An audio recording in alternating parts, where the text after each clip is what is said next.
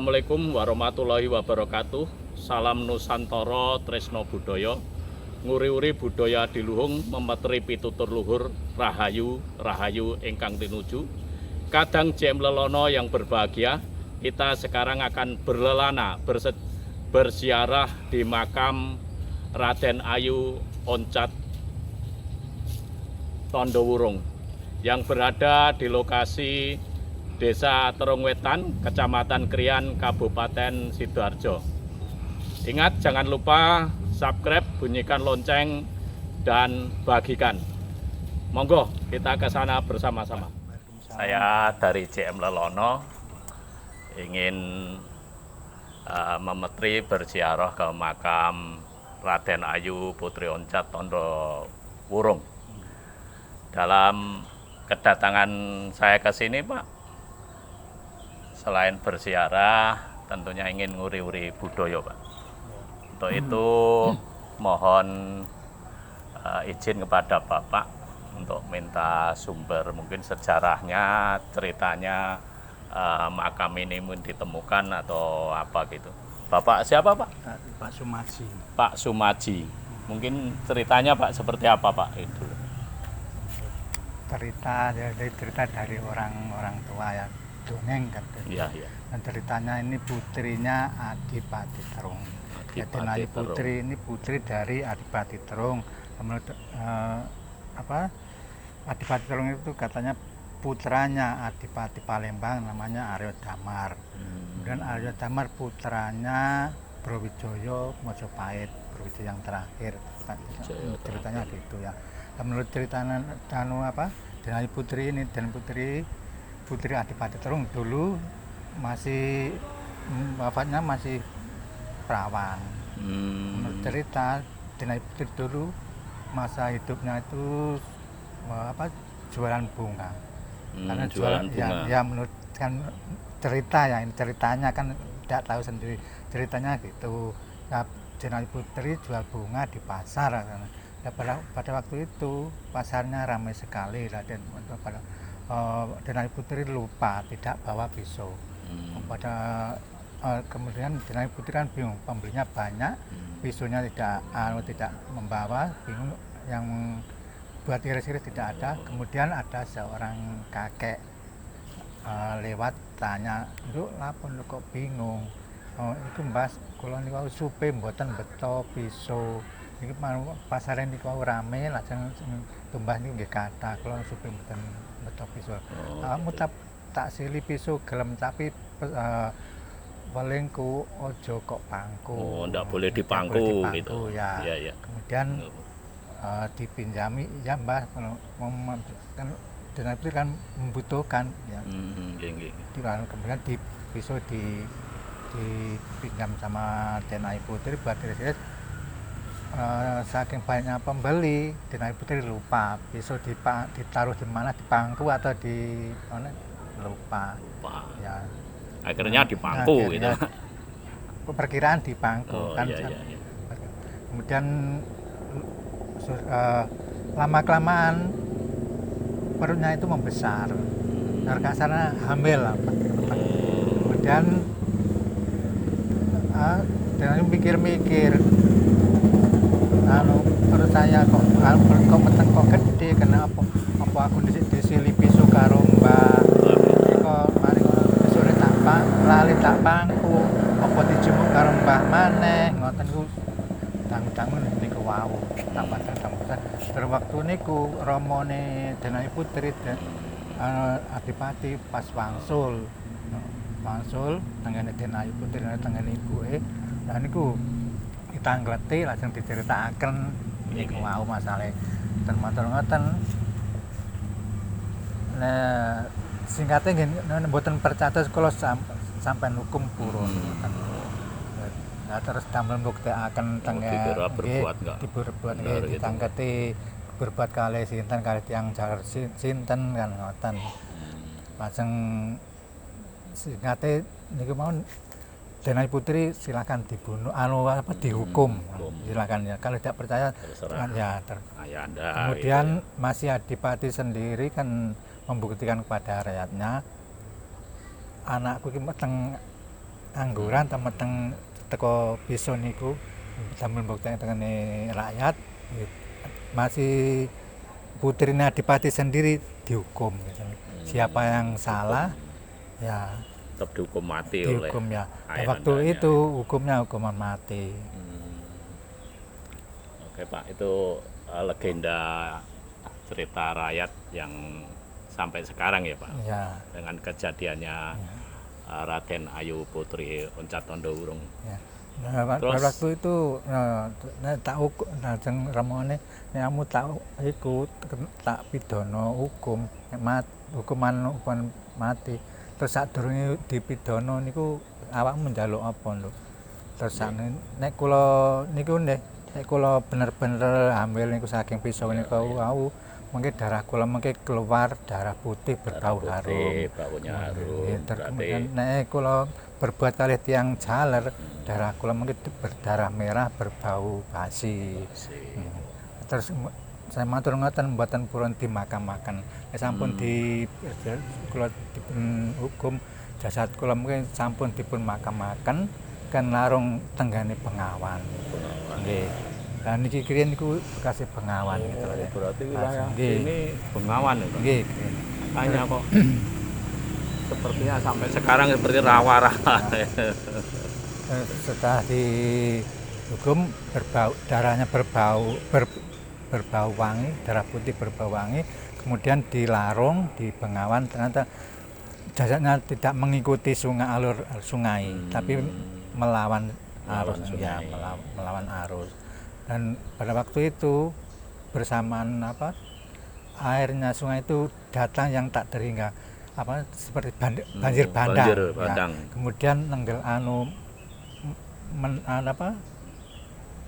Membawa mengubur Putri Ayu. ya, mengubur. mengubur jasad Den Ayu di sini. Berarti di sini itu langsung, Langsung pinggir sungai ya, Pak ya. ya. Pinggir sungai terkubur di sini. Di sini. Terus mungkin awal ditemukannya Pak.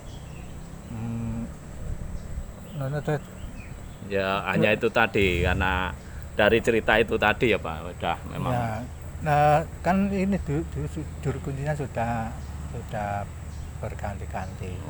Yang diketahui orang-orang itu sudah 5 saya. Yang dulu-dulu nggak ada yang tahu siapa Gitu. ya.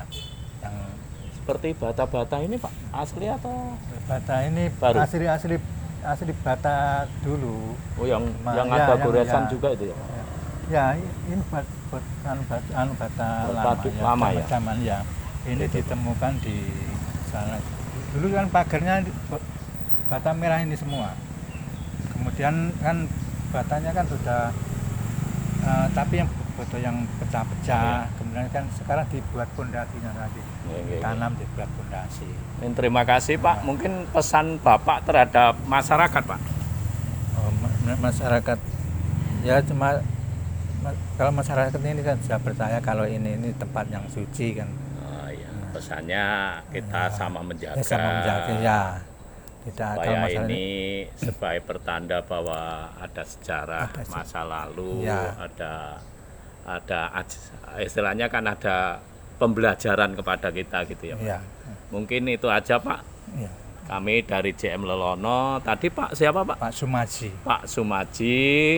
Saya mengucapkan terima kasih. Semoga situs makam Raden Ayu Putri Oncat Tondowurung ini selalu bisa kita jaga bersama Pak. Ya. Mungkin itu aja. Terima kasih kami ucapkan kepada Bapak.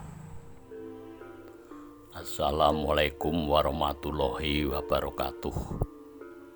Kula nuwun kadang JM Lelono yang berbahagia dimanapun Anda berada. Mari kita menelusuri pasarean Raden Ayu Sundari. Ini kita lihat dari depan terlihat 2 buah patung singa, 2 pohon beringin yang lebat, rindang, semua menambah magisnya area ini. Marilah kita masuk ke ruang pemakaman. Inilah suasana di dalam makam. dipenuhi aura mistis. Akan tetapi begitu hening, tenang, namun menenteramkan. Baiklah, kita keluar. Dan di luar terdapat 2 makam. Konon menurut juru kunci, beliau adalah abdi dalam setia dari Raden Ayu Putri Oncat Tondowurung. Raden Ayu Sundari adalah sosok putri yang mandiri. Walau putri seorang adipati, beliau tetap bekerja sebagai penjual bunga. Maka beliau mendapat gelar Putri Cempokowati. Karena beliau putri Adipati Kusen di wilayah Terung, bergelar Adipati Terung Pecat Tondowurung, maka Raden Ayu Sundari pun dikenal menjadi Putri Terung Pecat Tondowurung. Namun mengaitkan dengan kematiannya, beliau mendapat sebutan Raden Ayu Putri Oncat Tondowurung. Oncat yang artinya lepas atau keluarnya nyawa, sebagai sebab gagalnya kelahiran sang anak yang dikandungnya. Pada suatu pagi yang cerah, Adipati Terung, ayahanda dari Raden Ayu Sundari, memberitahukan kepada putrinya bahwa beliau akan melakukan perjalanan ke Kadipaten Blambangan dengan waktu yang agak lama, dan berpesan kepada anaknya untuk berhati-hati selama ayahnya pergi ke Blambangan. Sekepergian ayahnya ke Blambangan, Raden Ayu Sundari seperti biasanya tetap berjualan bunga di pasar. Namun saat ini beliau amat terburu-buru karena hari sudah terlihat terang benderang. Sesampainya di tempat jualan, ternyata sudah banyak sekali orang-orang yang menunggu untuk membeli bunga dagangannya.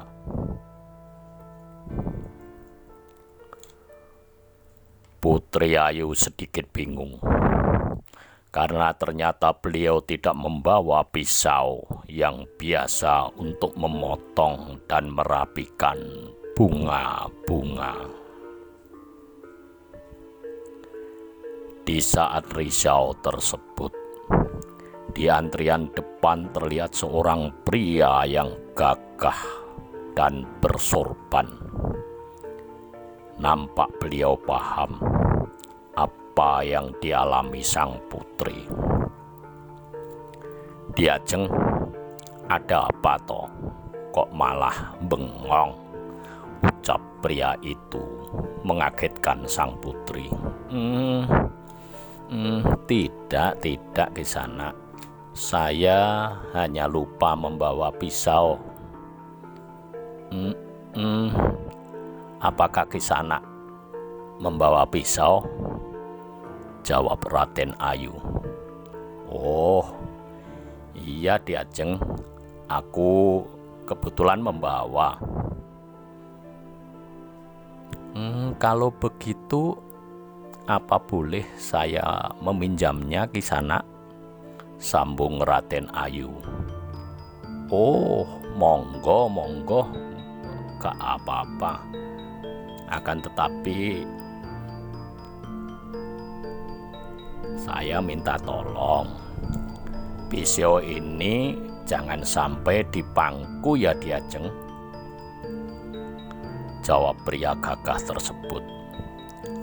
Oh iya Kisana, terima kasih, jawab Raden Ayu.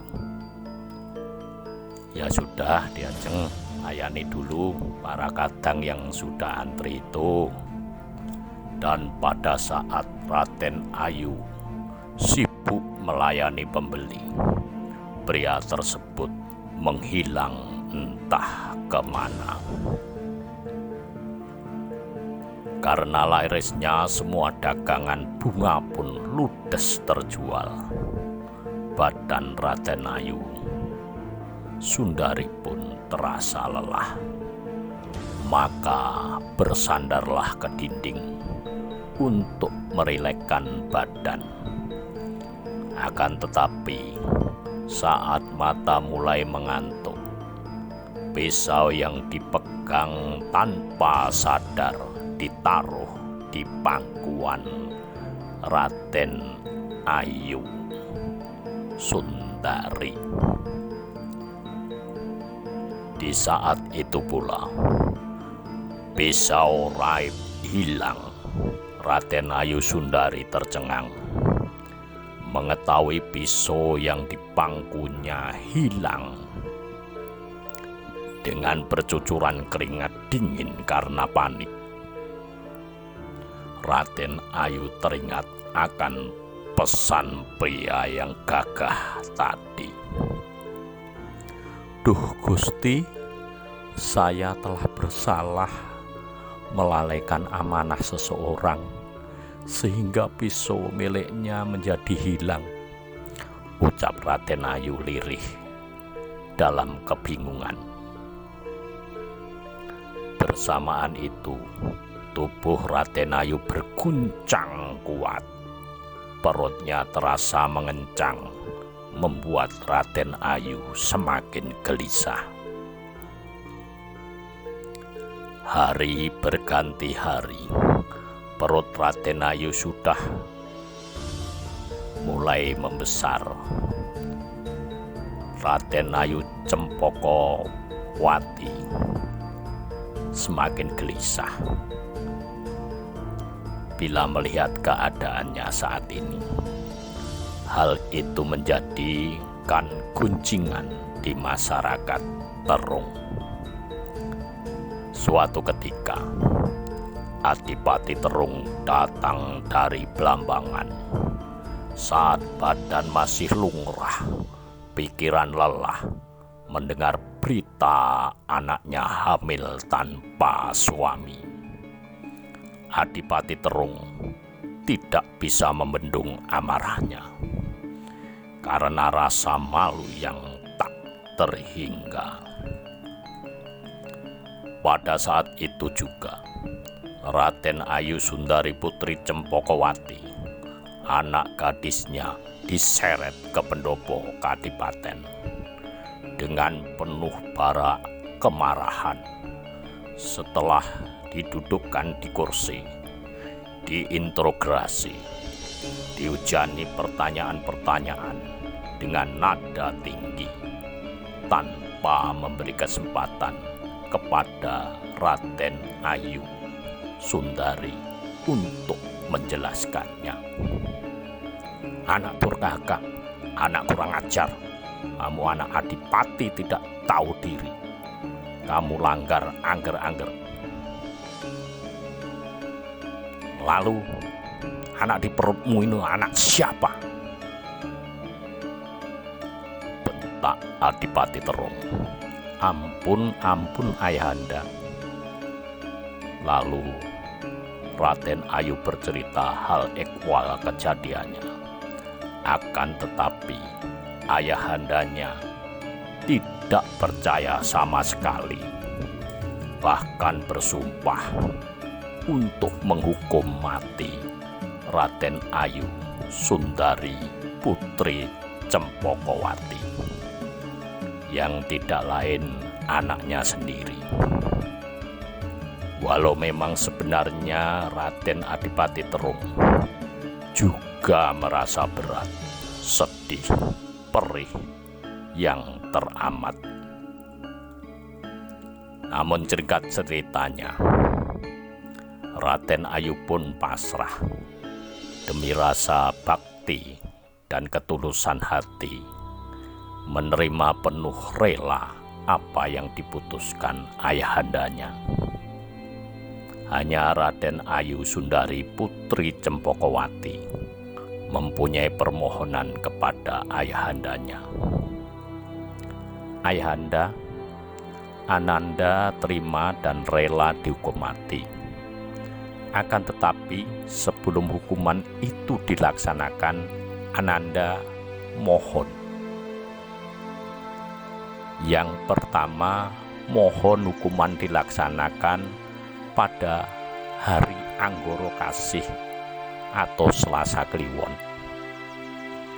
Yang kedua, apabila nanti yang keluar dari tubuhku adalah ludiro seto atau darah berwarna putih, dan jasadku berbau harum bunga, maka itu semua sebagai jawaban apa yang Ananda ucapkan itu benar adanya. Dan yang ketiga, mohon jenazah Ananda dilarung ke Bengawan Terung. Hingga tiba waktunya hari Anggoro Kasih, pelaksanaan hukuman pun dilakukan. Amat kaget dan menyesal sang Adipati Terung karena darah yang keluar dari Raden Ayu Sundari Putri Cempokowati berwarna putih dan berbau harum. Diliputi penuh sesal yang begitu dalam serta rasa sesak di dada, sang Adipati berusaha menguatkan diri memenuhi permintaan terakhir putrinya. Maka jasad Raden Ayu Sundari Putri Cempokowati dinaikkan ke Getek, segera dilarung ke Bengawan Terung. Namun keanehan terjadi. Getek yang membawa jasad sang putri hanyut berjalan melawan arus, juga tidak mau ke tengah. Tiba-tiba Getek berhenti, tersangkut onggokan batu di bibir Bengawan. Air yang tadinya deras itu juga ikut surut. Bersamaan dengan surutnya air Bengawan, tebing di atas tepat berhentinya Getek itu longsor dan mengubur. Getek dan jasad Raden Ayu Sundari Putri Cempokowati. Dan di tempat inilah kuburan yang kita ziarahi sekarang ini dahulu adalah di pinggir Bengawan Terung. Sejak kematian Raden Ayu Sundari Putri Cempokowati menjadi lebih dikenang dan dikenal dengan gelar Raden Ayu Putri Oncat Tondo Wurung. Baiklah, Kadang Cem Lelono dimanapun Anda berada, kebenaran dari peristiwa dalam cerita ini hanyalah Allah yang tahu. Namun dari cerita ini kita mendapat pengajaran. Bila mendapat amanah, laksanakan dengan penuh tanggung jawab. Dan jangan mengambil keputusan di saat sedang amarah. Juga pengajaran bagi pelaku hukum untuk memberlakukan hukum tidak tebang pilih. Selanjutnya, apapun resikonya, berani memegang teguh kebenaran.